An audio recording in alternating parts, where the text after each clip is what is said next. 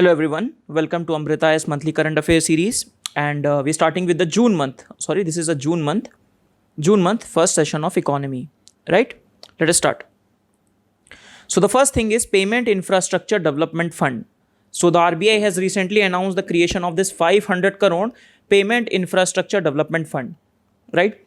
So the first I'll discuss the idea behind it, the context behind it, then I'll discuss the current affair. So the idea comes from the Nandan Nilekani committee, which has been formed for the digital payments. So one more thing for you, I have not written it, but Nandan Nilekani committee was formed for the digital payments. That is there. So what the committee has identified, based upon which the current affair has come. So the committee has identified that we have done very good work as terms of the issuance in the digital payment system. We are talking about the digital payment system, NEFT, RTGS, BHIM. We have discussed RTGS, NEFT and IMPS. BHIM, UPI also we have discussed, right? So all these systems we have done very well. At least on par we have done. We have opened bank branches, bank accounts, banking correspondent card, mobile phone. So on the level of issuance, we are doing really well. But the problem is at the acceptance level. That is, problem is at to accept these deposits. So the problem is at the merchant level. The merchants are facing problem, or the merchants are not very much willing to get this UPI BHIM. Merchant means the person to whom the normal people go, right? The banks have said, okay, we have done Paytm UPI, BHIM UPI, we have done all this. We have provided a system for IMPS, we have provided a system for RTGS. But the people, finally, those who have to do it, that is where the problem still lies. Cash is still lucrative. The ease of use of the cash, universal availability and acceptance of the cash, low cost to the customer, no KYC has to be done. So for these purposes, the problem is still there for the acceptance infrastructure. Getting my point? So to improve the digital system in India further, we have to move from the issuance to the acceptance. So we have to pivot our ecosystem from issuance to acceptance is the key to deepen the digital payments in the country, and that is the key central line of the Nandan Nilekani committee.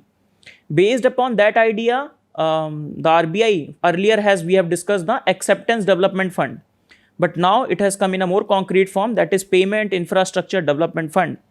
So the idea is to help this acceptance fund, to help these merchants, to have these POS machines, to make sure that these people use these digital payment infrastructure. Okay, so this fund will be used to create this POS machine, point of sale machine, in the third tier and the sixth, from 3 tier to 6 tier cities. What are these tiers? So basically RBI has designated this tier based upon the census 2001. Okay, not important for us. So tier 1 city is Delhi, Mumbai, you can see. Tier 2, depending upon the population, they have divided cities into tiers. So there is a tier 3 to tier 6 city they are talking about. So as to increase the penetration of these digital payments. The problem is very well if you go to this Delhi or Mumbai or Lucknow, in these cities, what is the problem of the POS machine you won't found. The majority of the merchants have adopted to this digital payment. But in these cities, the intervention from the RBI is required. Okay, so as you've discussed, so the setting up of this Payment Infrastructure Development Fund is also in correspondence with the vision document on the payment and the payment settlement systems in India. We have discussed that. So RBI comes up with this vision document on the payments and settlement system. Earlier they have come up with the document to 2015 to 18, then from 2019 to 2021. Based upon this, the efforts are being taken up. So we have discussed this part. So what about this payment vision system?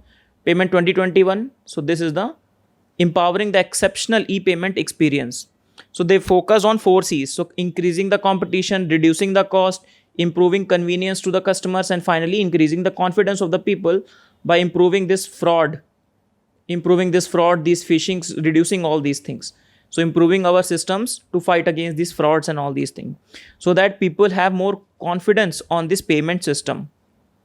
For our prelims perspective, 2 things are important. Payment Infrastructure Development Fund, for that, what purpose it will be used, who has issued it, RBI or the Ministry of Finance or the government. Third, what it will be used for, right? So in that regard, you need to keep this in mind. Next is monetization of the deficit. Why it is in the news? Because a lot of experts are saying that because of the corona pandemic, we are going to breach our fiscal deficit targets, right? Because a lot of government will not be getting a lot of money, incoming money will not be there, and outgoing money is lot, right? So the government will increase its fiscal deficit. Government will go beyond 10%, the fiscal deficit target. It has been projected, both center and the state combined, right? So what are the options to pay this fiscal deficit? We'll discuss that. One of the option is to monetize the deficit. So many RBI ex-governor, many experts have said, now it is inevitable that we have to monetize our deficit, right? So what is the context? So when the fiscal deficit, we know fiscal deficit, right? We have done this in the budget class. That's a very basic economy thing. So the expenditure of the government is more than the revenue of the government getting, then it will cause the fiscal deficit. So how they will finance this deficit? This deficit financing, how it will take place? So this takes place through three routes. This can take place through three routes. First route is taxation. The government increases its taxation on people. So a lot of people, they say that they will increase this taxation thing, that now you have to pay more tax to the government, so that government, it's very easy thing, right? Government getting some income and some expenditure. So they want to increase this income. But remember the Laffer curve. If you increase more the tax rate, the revenue will decrease, right? So that will the problem will come. If you increase the tax rate, a lot more problems will come. So that is not a viable option. And also this is a populist measure. Every government comes out and say what we can provide to the middle class and to the people through this taxes, how relief we can provide. So the taxation is not a viable option going forward. Then the next option is the borrowing, the common thing that they adopt, the common borrowing the governments do. That increases the public debt, right? So over borrowing, will the problems will come? If the over borrowings are done, people will start saving more. People will see that in the future, government is borrowing too much. Our government is not in a good condition. So they will save much, savings will start and the consumption will decrease. When the consumption will go down, the economy will be slowing down, because India is a consumption-based economy. When the people go out and purchase things, then the Indian economy works basically. Next, the crowding out of the private sector. So if the government does all the borrowing, let's say from market. If government does all the borrowing from the market, then what about this? How the market will play this private players? Those who have to set up this industry, those who will provide the jobs. So they will be crowded out. This phenomena we have discussed earlier as well, right? The crowding out for the private borrowers will happen. Thirdly, when the public debt of the government will increase, it will impact our sovereign ratings. We will see that Moody has decreased our rating. So when the sovereign ratings are reduced, our government security, we have to provide more interest rate to get some funding in. The better the government, the better the sovereign ratings, the better the market sentiment, better people come and invest in India. So that is a problem. And finally, the problem of the sustainability, right? One of the component of the inclusive growth is that intergenerational debt should be less. Intergenerational debt means public debt. For example, this government comes and takes a lot of debt, right? Then they have to repay this debt as well.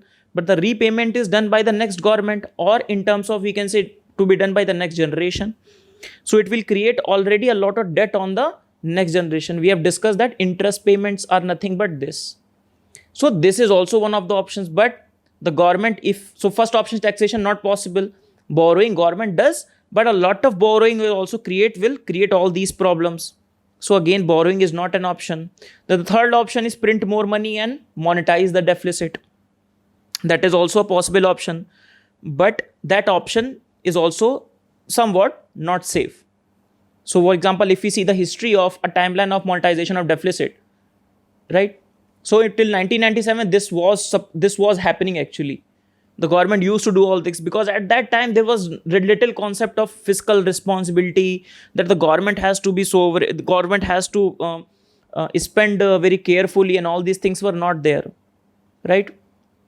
And that is why the condition of the country was not very too much. The way we have progressed in the last 20 years is not the way we have progressed the earlier one. So till 1997, they used to do this. We will discuss how this actually happens, monetization of deficit.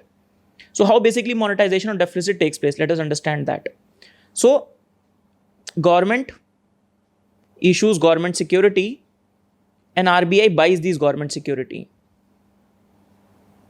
Right? RBI buys this government security and RBI prints the money and gives to the government. This is basically the concept of the monetization of the deficit. Right? So a lot of government security in the form of the T-bonds, ad hoc treasury bills. The government issues the treasury bills and the RBI will give the government the money. That's it. Right? So from 1994 to 1997, some sort of agreement have taken place that we have to phase out. This is not a good practice. Otherwise, the government will do monetization of deficit. They will spend wherever they want. There will not be a fiscal responsibility. Right? So some agreement between government and the RBI has come into being. No, we will phase out this funding through ad hoc T-bills. And later on in 2003, when we have FRBM Act, it has barred this. It has said that no monetization of deficit should take place. But later on, we have realized that some sort of escape clause should be given to the government. So from 2017, FRBM Act was amended and a escape clause was added, which has said that this monetization of deficit can take place in a special circumstances. Okay? Now you got the history of it as well. Now, in the current time, Corona time is what the escape clause is meant for. Right? This is not a normal time. So inevitability of the financing part of the government's borrowing is very much there. So they have to finance it. They have to monetize the deficit. Right?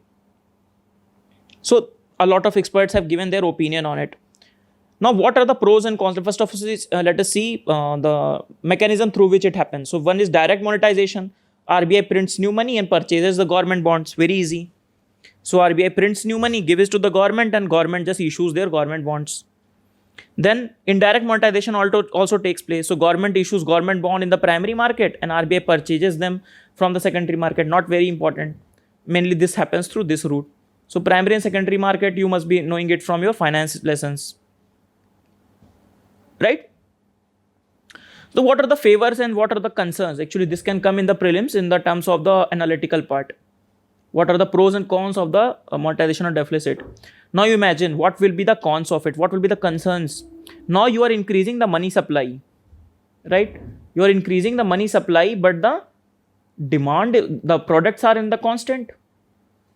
So ultimately what you are increasing the money supply. When you increase the money supply, what will happen? In the long run, you will face an inflation. That the same thing happened during the hyperinflation, where you called, for example, recently you can talk about Iran, Venezuela. We have discussed Toman, currency of Iran, Venezuela. We have read Venezuela, the problem faced by Germany in 1929, hyperinflation problem. Right? So all these are the problems are due to this monetization of deficit. So long run, it will lead to a lot of inflation. Then it will lead to the devaluation of money. Why? Because in the market, you are increasing the rupee, but the dollar supply is constant. Rupee supply is increasing. Right? So the devaluation of the rupee will take place.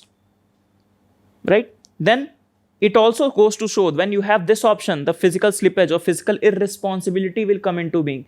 The government will think, okay, fine, we will monetize the deficit. What is the problem? Why we need to keep, we are provided with this escape clause, we can do it. Right? So these are the concerns. But what are the arguments in favor? Very important arguments. The arguments are the same arguments that are negative arguments of the borrowing. So for example, your public debt will not be impacted. They are called non-debt creating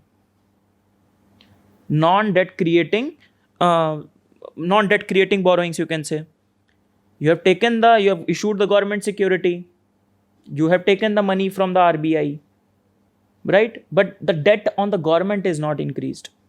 So when the debt is not increased, there is no direct impact on the sovereign ratings. In the long run, there will be, but there is no direct impact on the sovereign ratings. Then it prevents the crowding out effect. Crowding out effect we have seen because they are not borrowing from the market. They are borrowing from the RBI. They are taking money from the RBI. Right? So RBI is printing the new money, not an issue. So because of it, these are the arguments in favor. Now that the experts are saying, yes, some part of it can be monetized. This is one option, we can take it up, right? We have to control this inflation, and this is the work of the RBI, right? So these are the concept. This question can come in like analytical part of it, the very basics of the economy, that part that can come, right? The next question is with the next topic is this Banking Regulation Act. I will discuss it. I put one question also later on in this session only. So there was an ordinance, and finally from this ordinance has passed and the act has come into being. Recently in 22 September, this act has been passed. As we are discussing the June month, so at that time ordinance has come. So what was the context? The context was the PMC crisis, the PMC Urban Cooperative Bank crisis, right? And why the problem in this urban cooperative banks come? The major problem is because of this dual regulation of both RBI and of the states, right? Because of this dual regulation, the problems in these cooperative banks come. That is why they have poor governance structure, poor innovation and all these things. And that is why we are facing problem in this PMC crisis. Now the government had decided, no, we will provide more empowerment to the RBI.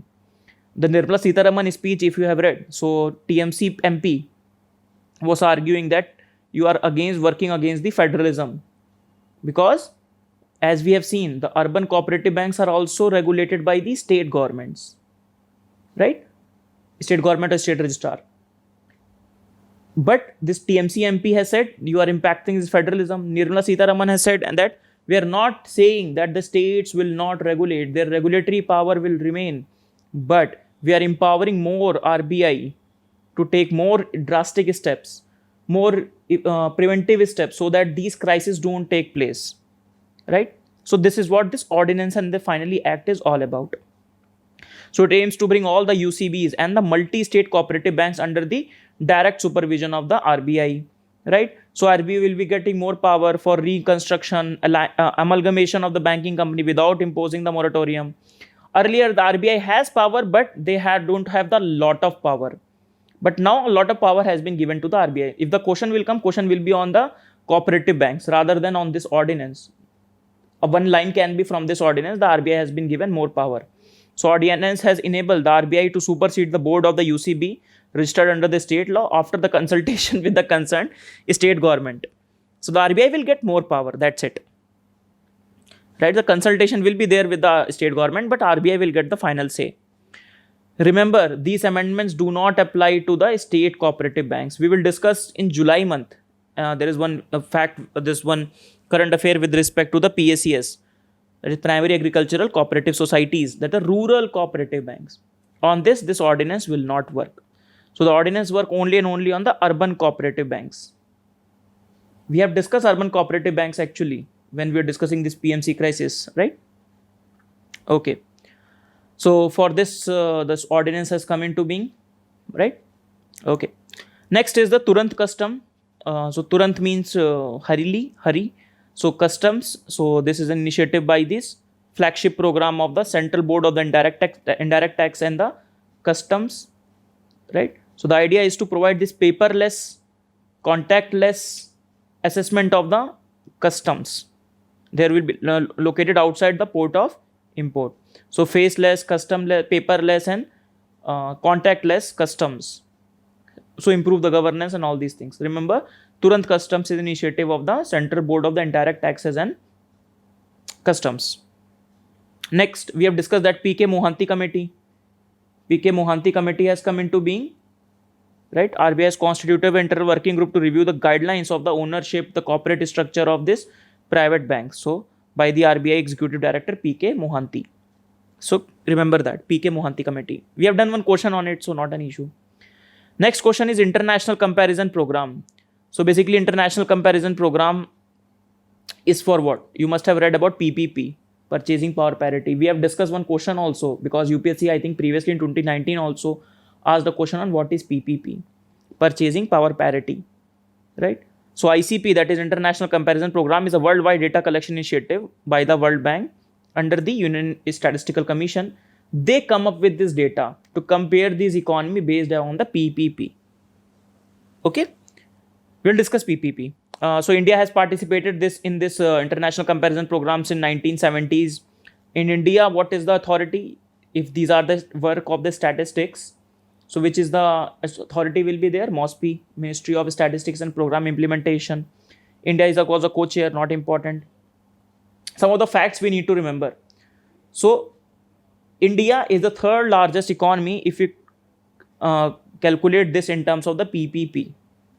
Okay, China is the first economy, second is USA, third is India in terms of this PPP. Okay, some more facts, let us see. So what is this price level indices? We will see. I have kept it in the slide. So India price level indices 47.55 PPP per rupee against the dollar is only $20. Now we know dollar to the like for example $1 is equal to around 80 rupees currently in current times. But according to the PPP, it is only 20 rupees. So first of all, let us see what this PPP means. So PPP means, I'll give you an example and we'll understand. For example, you buy an Apple, not Apple phone. You buy an Apple. That Apple cost in India 20 rupees. And the same Apple in the USA cost what? $1. Now, if we talk about the market rate exchange rate, $1 is equal to 80 rupees. That is a market based exchange rate, demand, supply, and other factors. This is called a market based system. But this is the finally the living standards and finally the standards that are there in the country. For example, a hot burger, for example, you go to McDonald's in India, you will get a burger for example, 35 rupees, the cheapest one burger. But you go to the USA, a minimum burger will be of $2, minimum $2 or $3 or $5. So $2 in India will be 160 rupees. Now that is why it is said, you must have heard, the foreigners coming from the countries which have very high valued currency. For example, Europeans find India very cheap. So for example, they have to spend less than $1 to eat a burger in India. Then they have to spend $2 there in the America. So this is what PPP is. So it is a rate at which the currency of the one country have to be converted into the other to buy the same amount on services. And this is being compared with the market based exchange rate that I have discussed, that is based upon the supply and demand of the currency, right? PPP is based upon to buy the same goods and services. What is the purpose of having this PPP? So the purpose is to compare this living standards. So we have to compare the living standards of the people in both the countries. Then we will not go for this supply and demand. We will talk about basically how the actual money we are buying, right? First thing. Secondly, World Bank uses this PPP to construct this measure of the poverty. Because ultimately, you buy things, right? We don't care about what is the dollar to rupee price. We rather care that how much goods and service we can buy from the money we have. That's it. That is why it is harder to measure, because a lot of statistical things you have to do, a lot of subjective varieties are there as compared to this, which is very objective in nature. And finally, it is relatively more stable, right? PPP as compared to market-based exchange rate. Plus, not all the countries participate in this ICP that we have discussed for PPP. And for this, all the countries are there because it is a market-based exchange rate, so it doesn't matter. Getting my point? So this is PPP. Next, the price level indices I told you. So price level indices is very easy. So basically it's so it is based upon the nominal exchange rate, right? So your purchasing power parity divided by the normal exchange rate. Getting my point? So it's very easy to understand. For example, you are buying an apple for example, PPP. So $1 is equal to 20 as compared to the PP, or $1 is equal to 80 as compared to the normal exchange rate. So ratio of both two will be known as the price level indices. Getting my point? Right. So let's move on to the next one. Next is the Indian Gas Exchange. So basically what is this? It is basically an exchange for the natural gas. So it will be under the National Gas Exchange, will be the wholly owned subsidiary of the India's Energy Exchange. In India, we have two prominent energy exchanges. One is India Energy Exchange and second is Power Energy Exchange Limited. Okay. So it is one subsidiary, that is Indian Gas Exchange. So what it will do? It will be a digital trading platform that will allow the buyers and seller of the natural gas to trade both in the spot market and the future market, right? For the imported natural gas. So remember, it is for the not domestically produced gas, but imported gas, right? So this thing you need to keep in mind. It is for the imported natural gas at 3 hubs, Dahej, Hazira and Kakinada in Andhra Pradesh. Okay. So the imported LNG will be regasified and sold to the buyers through exchange. This domestically produced will not be there, because the price of this domestic produced natural gas is decided by the government, right? And obviously you have to provide this physical supply of the gases that you will buy from this energy exchange. Getting my point? Right. So what you need to keep in mind, that because India is going towards this natural gases, it is called the gas-based economy, right? 2 to 3 years back, there was a whole topic based upon this gas-based economy, because we are moving towards it. We are moving from non-carbon intensive energy resources. A lot of initiative we will see in the June 2nd session, and including this one, and in the July one, we will see a lot of initiative. For example, bundling scheme. All these are favored towards this renewable energy, gas-based energy, rather than the coal and the oil, right? So the gas exchange opens a new chapter in India's green history, energy history, Mr. Pradhan has said. Okay. So it will be a market-driven pricing system. And remember, the domestically produced, which is a very small fraction, but those prices are decided by the government of India. That will not be included in this gas exchange system for the natural gas. Discussing this national Indian energy exchange. So basically I told you it's the first and the largest energy exchange. It is the one of the two. Second one is Power Exchange India Limited. This one is regulated by the Central Electricity Regulatory Commission, CERC. So not very important, but it was related to the gas exchange. That is why we have discussed. So that's the end of the question, everyone. That's the end of the session, everyone. Let us see a few questions. First one is, correct the following. Correctly match. Periodic Labor Survey by NSSO, National Time Release Study by RBI, Consumer Price Index for Agricultural Labor, Labor Bureau, Consumer Expenditure Survey by Department of Revenue. Which of the following statement is right? I'll give you 5 seconds. You can pause the video and you can try the questions. Right. So if we talk about these are important, right? These three are important. Not this one, but these two are important, because this is a controversial one. We have actually read it. So first one is Periodic Labor Force Survey, right? So it is a National Statistical Office has released this Periodic Labor Force Survey, right? It was based upon the recommendation of Amitabh Kundu. We have discussed it in the, I think, June month indexes and reports, right?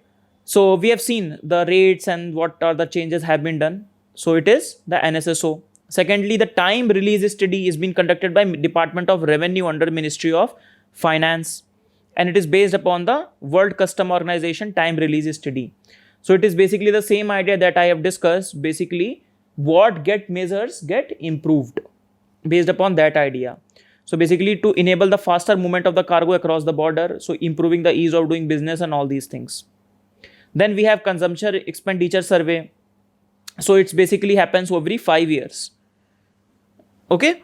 And the government has recently said that because some reports have come that this expenditure survey was creating problems, or the consumption expenditure has declined. As I was discussing, India is a consumption based economy, right? And this survey has showed that consumption has declined, and that is why the government announced that in the view of data quality issues, they have decided not to release the result of this expenditure survey.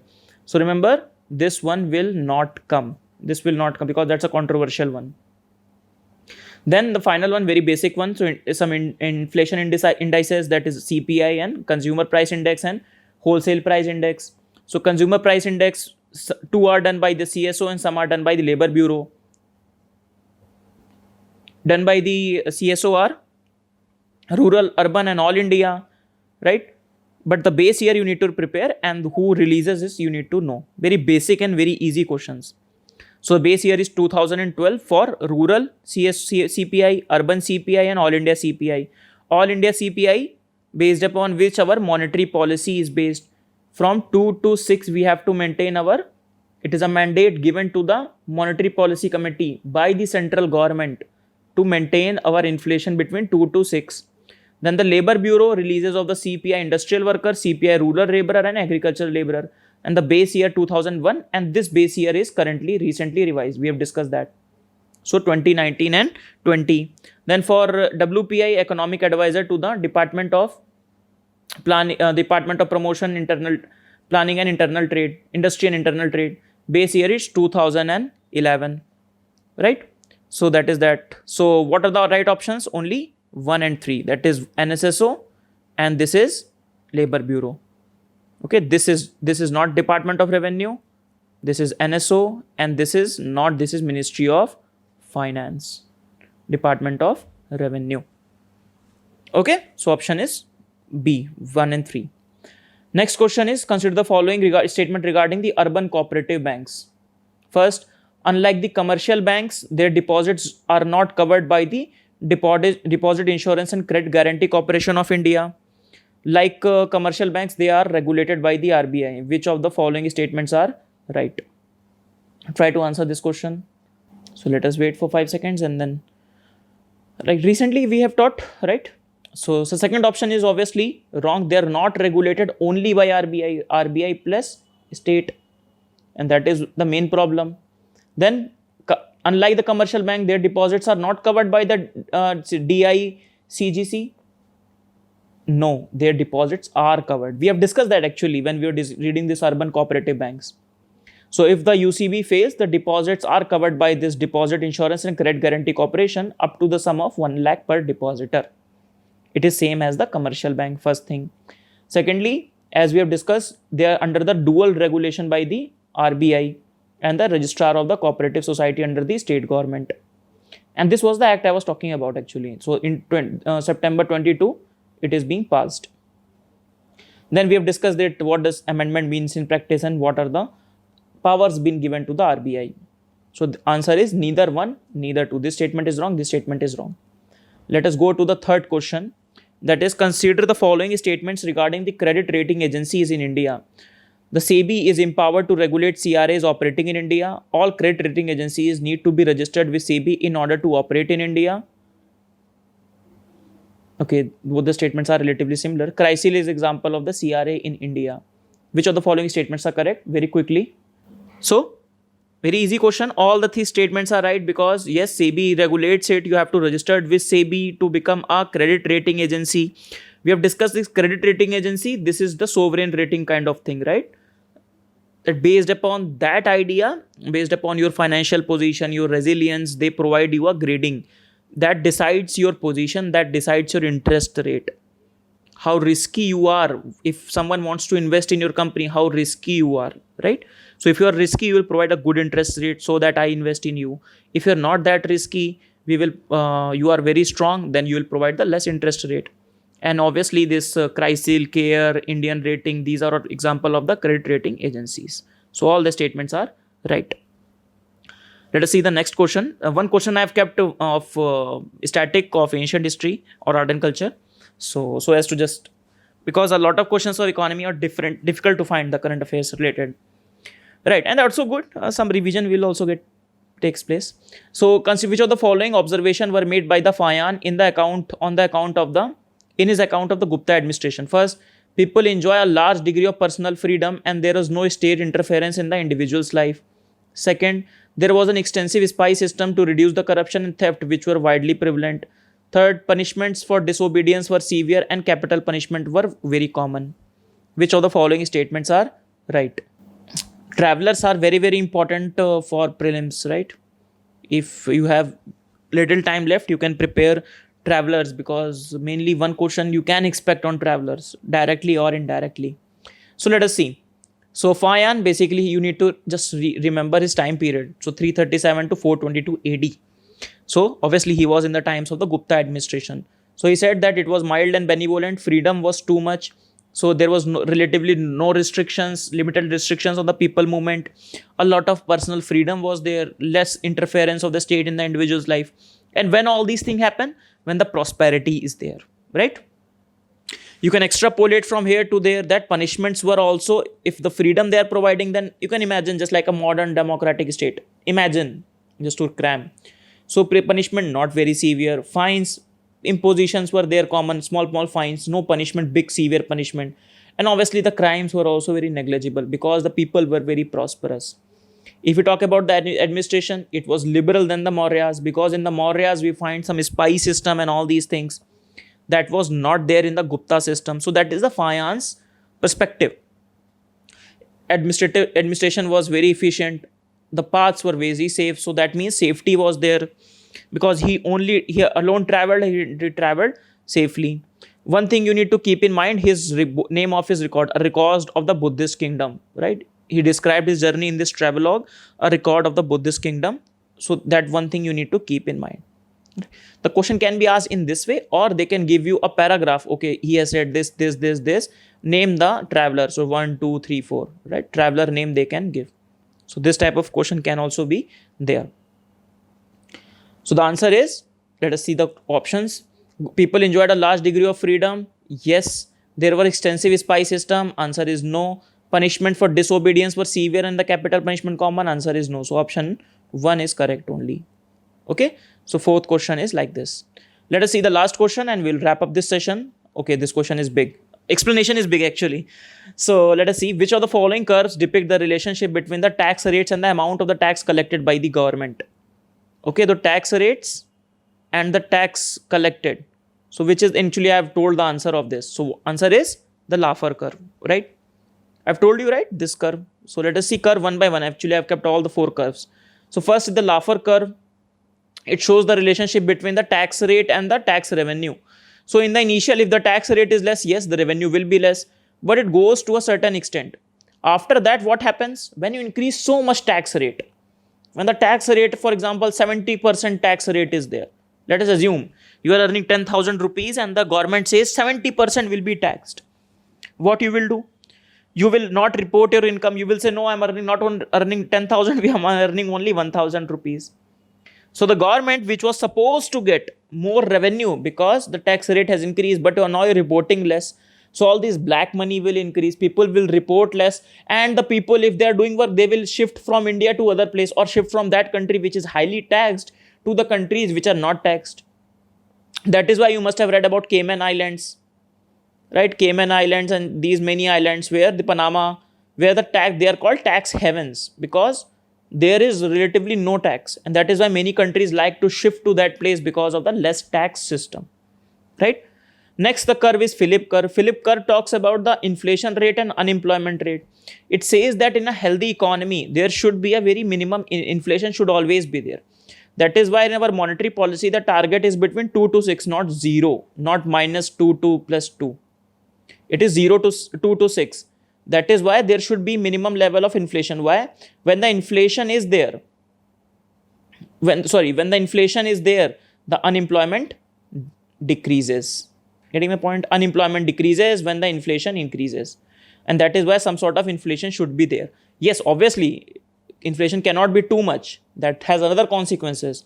But some sort of healthy inflation should always be there. That will create more jobs and less unemployment. Next, Lorentz curve, very easy. This Gini coefficient and all this, we have read about all this. So this is the percentage of household by the income distribution, and this is the cumulative share. So this is the Lorentz curve. This is, and based upon the Lorentz curve, you calculate your Gini coefficient. Very easy, right? Very easy to understand.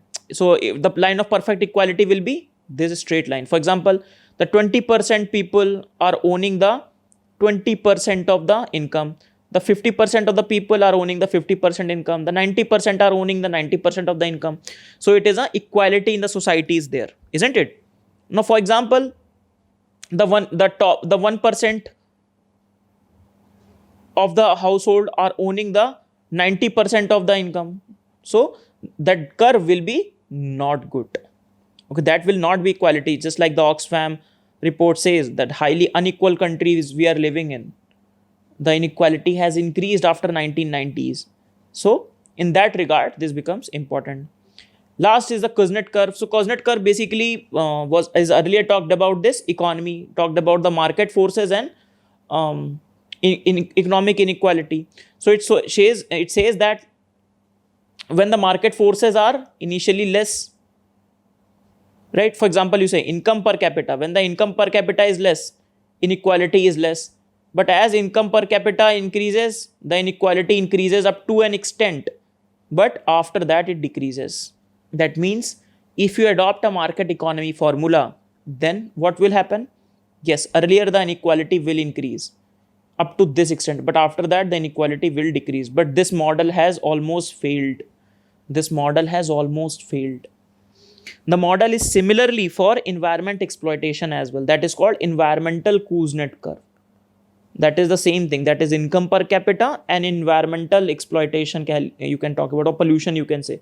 So up to an extent, you will increase. Like this is India is in this phase, US in this phase. So in per capita income, you go to this extent, then the environmental impact you are causing will decrease because you will switch to renewable energy. You will get good technology. So this is Kuznets curve. So the answer is tax rate and the amount of the tax, Laffer curve. I hope you have read all these curves. I'm just revising it up. So in the last time you can revise it up with the videos, right? So that's the end of the session, everyone. Let us very quickly revise because the length of the session has gone long. So we started discussion on the Payments Infrastructure Development Fund. We'll talk about that from issuance to acceptance. We have to increase. Use this slide for the main exam because if the question on the digital payment is being asked, you can answer this. Then we discuss about this monetization of deficit, the pros and cons of it. Then we talked about this new banking regulation amendment ordinance. Then we talked about the act itself, one of the questions that I have discussed. Then we talked about the Turant Custom and PK Mohanty committee we have discussed. Then we talked about this international comparison program, right, which leads to the development of the PPP from 1970s. And PPP is a very important indicator to compare the living standards and all these things. Then India Gas Exchange, which is a subsidiary of the India Energy Exchange. So it will lead to some improvement in the gas market. Then we have discussed 5 questions. First, some surveys and these things. Then Urban Cooperative Bank, then CRA, then FAIAN, and finally Laffer curve. So that's the end of the session, everyone. This is the July 1st session, right? We'll finish these remaining 3 sessions very quickly. So thank you, everyone. See you in the next class.